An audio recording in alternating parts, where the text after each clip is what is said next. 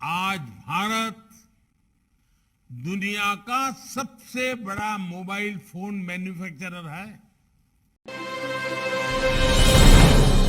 आज हम देश में टेली डेंसिटी और इंटरनेट यूजर्स के मामले में दुनिया में सबसे तेजी से एक्सपांड हो रहे हैं, तो उसमें टेलीकॉम समेत कई सेक्टर्स की भूमिका रही है।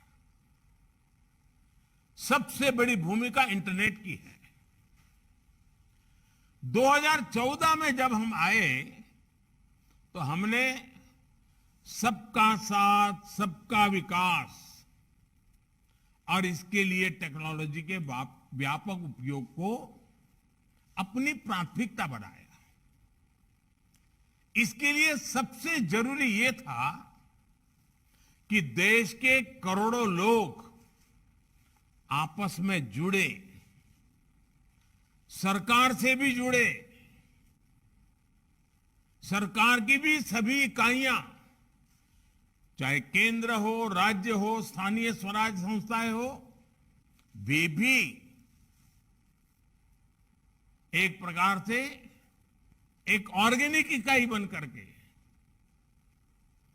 आगे बढ़े, आसानी से कम खर्च में जुड़े,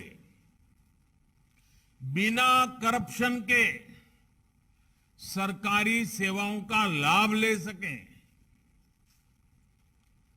इसलिए हमने जनधन, आधार, मोबाइल की ट्रिनिटी को डायरेक्ट गवर्नेंस का माध्यम बनाना तय किया।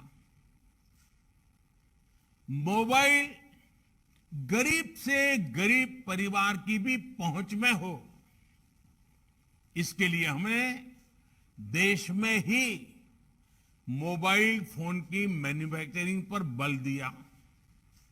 परिणाम यह हुआ कि मोबाइल मैन्युफैक्चरिंग यूनिट्स 2 से बढ़कर 200 से अधिक हो गई। आज भारत दुनिया का सबसे बड़ा मोबाइल फोन मैन्युफैक्चरर है, और जहां हम अपनी जरूरत के लिए फोन इंपोर्ट करते थे, आज हम मोबाइल एक्सपोर्ट के नए रिकॉर्ड बना रहे हैं। साथियों, मोबाइल कनेक्टिविटी बढ़ाने के लिए जरूरी था कि कॉल और डेटा महंगा ना हो। इसलिए टेलीकॉम मार्केट में हेल्दी कंपटीशन को हमने प्रोत्साहन किया। इसी का परिणाम है कि आज हम दुनिया के सबसे सस्ता डेटा प्रोवाइडर्स में से एक है।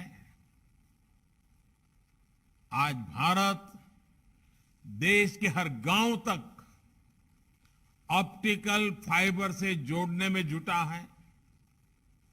आपको भी पता है कि 2014 से पहले भारत में 100 ग्राम पंचायतें भी ऑप्टिकल फाइबर कनेक्टिविटी से नहीं जुड़ी थी। आज हम करीब 2.25 लाख ग्राम पंचायतों तक ब्रॉडबैंड कनेक्टिविटी पहुंचा चुके हैं। कुछ समय पहले ही सरकार ने देश के नक्सल प्रभावित अनेक जनजातीय जिलों में भी 4G कनेक्टिविटी पहुंचाने की बहुत बड़ी योजना को स्वीकृति किया है। ये 5G और 6G टेक्नोलॉजी के लिए भी अहम है, और मोबाइल और इंटरनेट के दायरे का भी इससे विस्तार होगा।